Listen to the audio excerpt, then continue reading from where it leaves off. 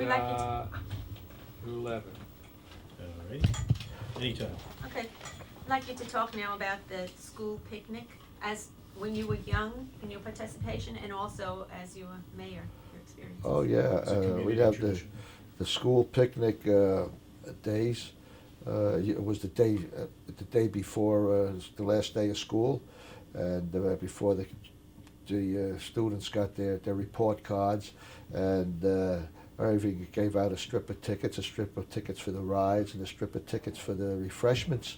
And we'd start the parade would start down first school would come be number 5 school, which is the southern end of town, Day Avenue, and then march up Palisades Avenue. Then it'd pick up number 3 school, which is a couple of blocks north of that, and they come all the way down here, and they'd pick up number 6 school.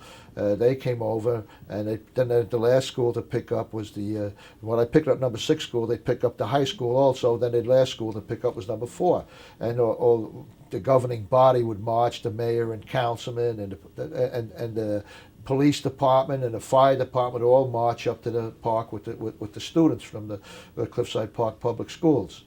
And they'd go into park, and as I said, back in pre-war, there weren't too many vehicles around, so they didn't have too much of there wasn't any need for a parking lot. And that whole area, which later became a parking lot, there was picnic tables there, and the families used to come up with their picnic baskets, and they were there for all day. The kids would come back. The fathers would come out of work and go up to the amusement park to meet their family and then picnic up there. It was a day that everybody looked forward to. And it was really a great time. The park was very good for Cliffside Park in those days, believe me. Yeah, it's just a spin-off question. I grew up in Paramus, and I always thought of Cliffside Park as the town where Palisades Park is. And then when it was gone, it was the town where Palisades Park was. As a central part of the town's identity, what was it like when it was suddenly gone as the mayor? When suddenly this thing that everyone identified Cliffside Park with Palisades Park, and now it was gone, and was there a vacuum to fill, or?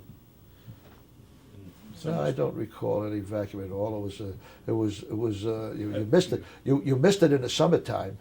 You know, when it closed the first couple of years, you missed it in the summertime, and many people to this day say that they missed the park. It's a shame what happened that the park still isn't here. You know, but it was something that had to be done, and it was done. As a matter of fact, for the borough of Cliffside Park, when the park left us, it was very lucrative as far as the tax base.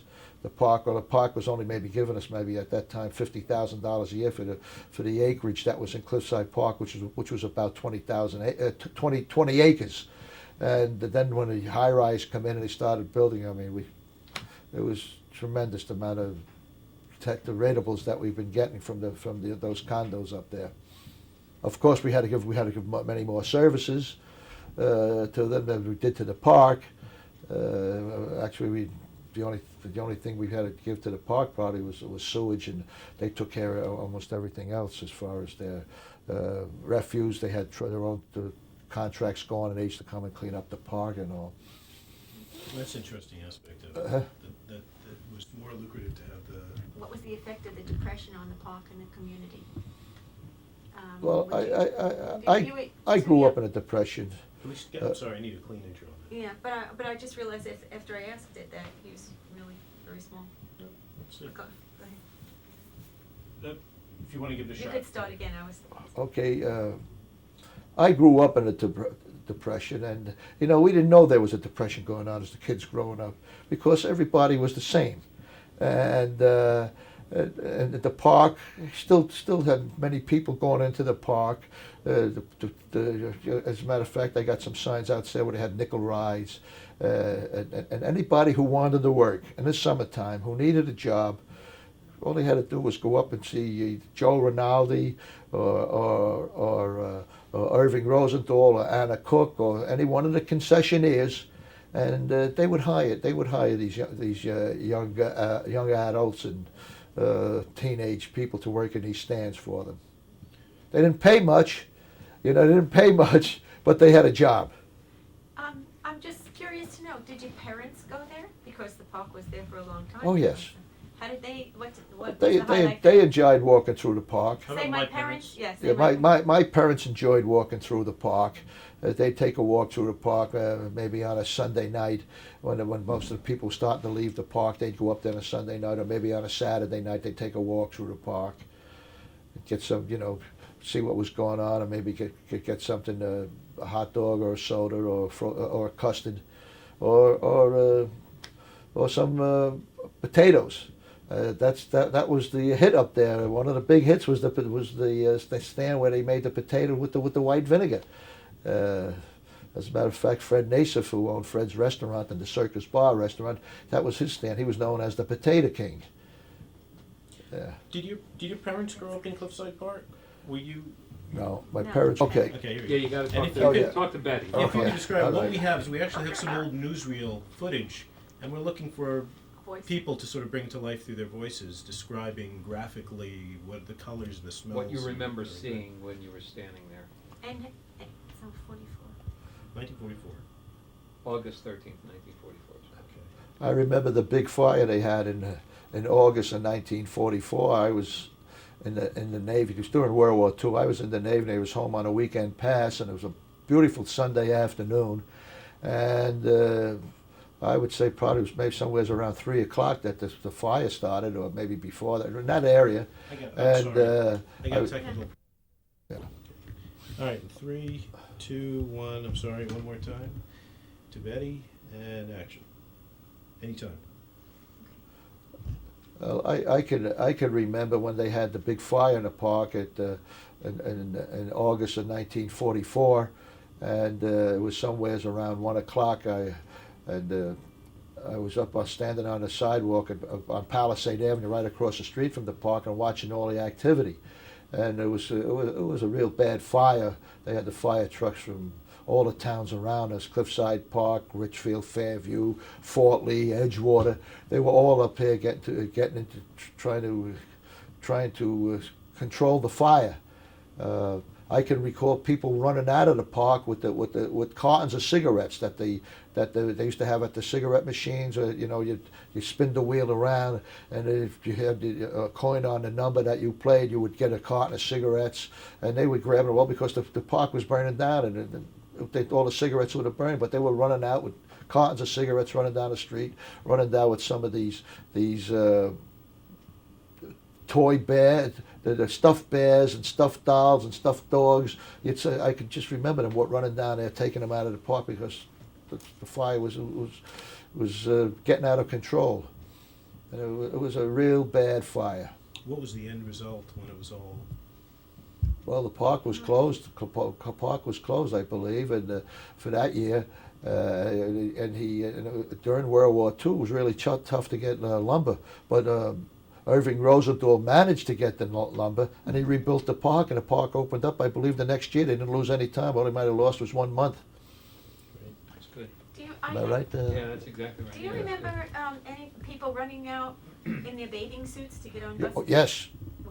Because my friend told Yes. me that she did that. As a matter of Tell- fact, my tell me sister-in-law, some- oh, my tell wife's me. sister. Oh. Tell us about it. You just pick it up. I But also people remember. I also remember my wife's sister Betty, who at the time was about 18, 19 years old. She was swimming in the park, and she was one of the people running out of the park with a couple of cartons of cigarettes in her bathing suit, running down there at Palisade Avenue, and just to get out of the park. I understand that they couldn't get into their lockers. They were told, That's right. because the lockers were burning, and Yes, so that's the why they bl- had to leave. With The just lockers clothes. were burning. Oh, you need a clean intro Okay, of that. yeah. Yeah. You could say it again. The lockers were burning. The lockers were burning, and the people that were in the park were told to get out. Don't go nowhere near the locker room, because it was like just to put a match there, and the thing would just go up from the sun to all the wood was dry and all, and they just got out. They just ran out in their bathing suits. Somebody told a story about a fire truck backing into the John The- Winkler. John Winkler, I guess, talked about the fire. They backed the fire truck into the pool to save it, but they didn't realize it was salt Well, they water. were, and that yeah, ruined the because fire the truck. fire was getting close. They backed it in, and they didn't realize the salt water, that it was Ruined salt it. water, and that wound up Destroying the Ruining. truck anyway. Yeah, you know, When- both planning boards. You could say both planning boards. Both planning boards of both Fort Lee and Cliffside Park were involved in the rezoning of the amusement park. The lawyers from the planning board representing the both boroughs got together, and they came up with an ordinance for a high-rise building. And we in Cliffside Park lean mostly on Fort Lee because they just got done rezoning the parts of their town along the Palisades, which is now the Horizon. And that they had the more experience than we did, and we mostly relied on their experience about rezoning of the amusement park. But most of the people were in favor of it. I mean, we had no problem, no lawsuits, and it was quite a change. Now, originally, I understand they were planning to keep the swimming pool on, and what happened with that? Well, what happened is that the mayors of Fort Lee, Cliffside Park, and Edgewater. See, there were a couple of acres in the park that were in Edgewater. You know, the cliff down the cliffs and all. And we got together. We thought that we could see if we could get the pool so the three towns could use the pool. But when we got involved, it was too late because it was the pool was destroyed. They took all the piping out. I think they had brass pipes in there, and the people used to go in there and dismantle the pipes, and they'd take it out and they'd sell it, or sell it to a junkyard and all. And it was too costly to fix the pool up again. And we sat down with Irving, and he liked the idea, but when we found out what the cost was going to be before us, it was just we couldn't go along with that plan. Right, on 17, you actually answered this one from the difference that you were collecting in taxes before the park and after the park. When I met with you and the town council a couple of years ago, somebody did some calculations on how much it was, or somebody looked it up, and at the time, Cliffside Park, when it was an amusement park, the town of Cliffside was getting $50,000 in taxes from the park.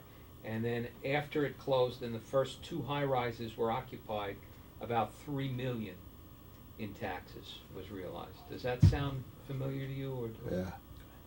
Okay, here we go. 3, 2, 1, and to Petty, and anytime. Back to taxes. Well, we were the amount of rateables and tax dollars that we were getting from the park back in when the park closed, I believe was somewhere around $50,000. Then we rezoned it, and the first two buildings that were built, Winston 200 and Winston 300, we were getting probably over $3 million taxes from them.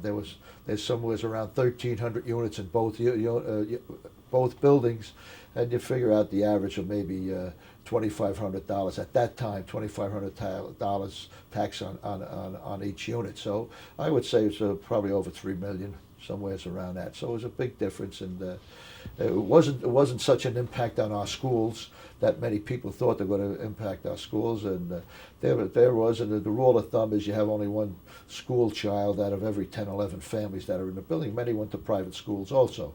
So it wasn't a burden on that, and it was quite a change. It helped Cliffside Park, it helped Anderson Avenue, Chamber of Commerce, it helped them very much, and it just stabilized our tax rate. Very good. When you, I'm curious to know if you, as a youngster, did you go on the roller coaster, the Tunnel of Love? No. Talk about that too.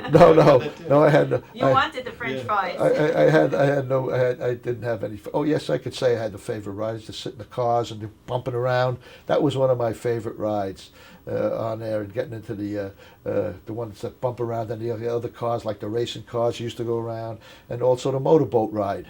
The motorboats, you'd get into the motorboat and drive your motorboat around the little canals that he had, if you want to call them that.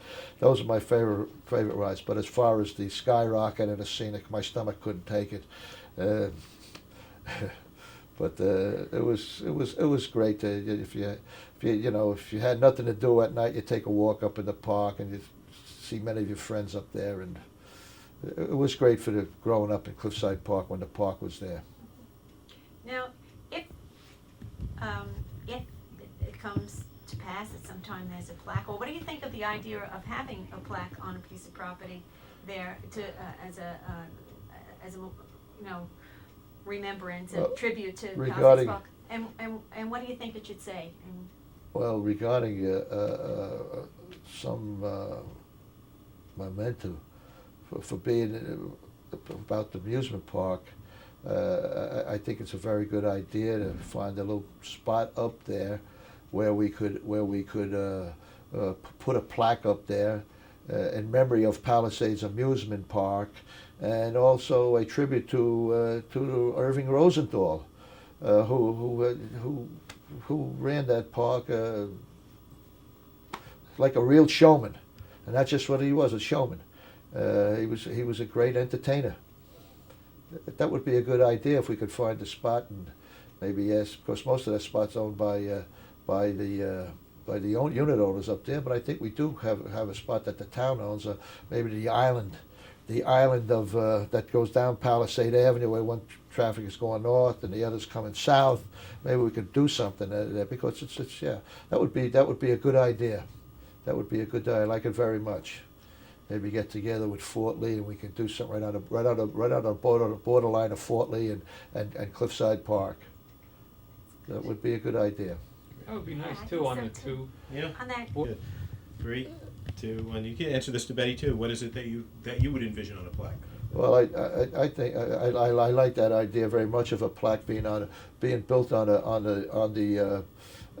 a county road, which Palisade Avenue is, and right on the borderline of Cliffside Park and Fort Lee. And the plaque would be great because there are so many fond memories of people who went into that park, whether it was Cliffside Park, Fort Lee, all over the East Coast. If they were down in the New York area on vacation, they'd have one of the stops was Palisades Amusement Park, and there were many, many fond memories that would bring back to see a plaque like that on the avenue. I like that very much. Yes.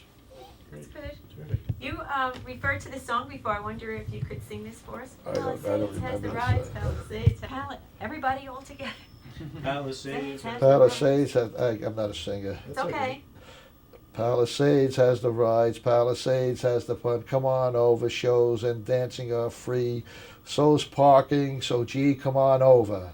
Palisades from coast to coast, where a dime buys the most. Palisades Amusement Park swings all day and after dark. Ride the coaster, get cool in the waves in the pool. You'll have fun, so come on over to Palisades Amusement Park. Hey. That was very nice. Gone by since the park was there.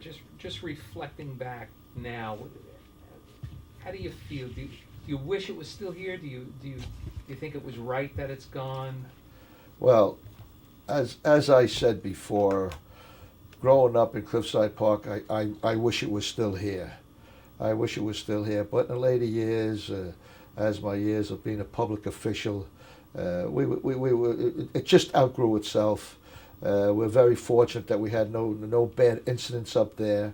That was mainly due to Uncle Irving with all the security he had in the park. We had some problems here and there, but not big problems, and it just slowly outgrew itself. It really outgrew itself. The traffic was bad, tremendous amount of traffic. The side streets were people blocked driveways up, picnic on the lawns, urinate on their property.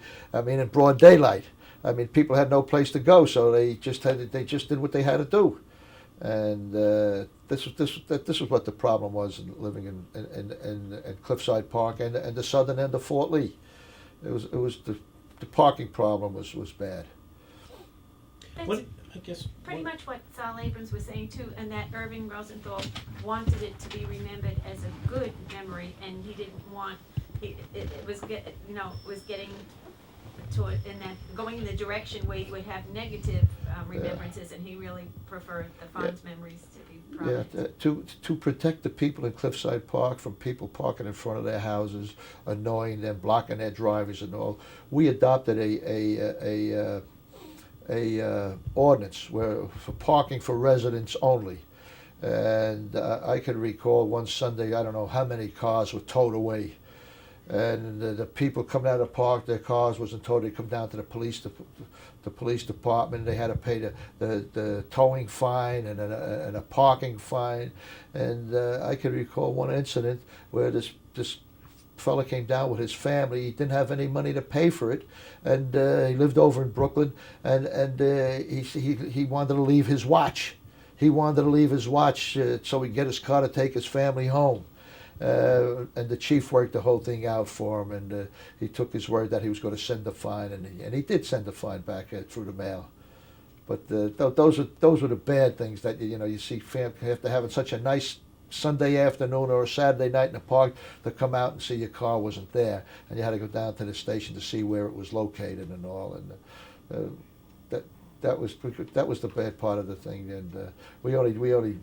Then Irving, that they got after us and said, "You can't do that it's illegal what you're doing." He says, "What's the matter with you, these poor people?" But we worked things out. And we had more police coming and telling people they couldn't park on the side streets.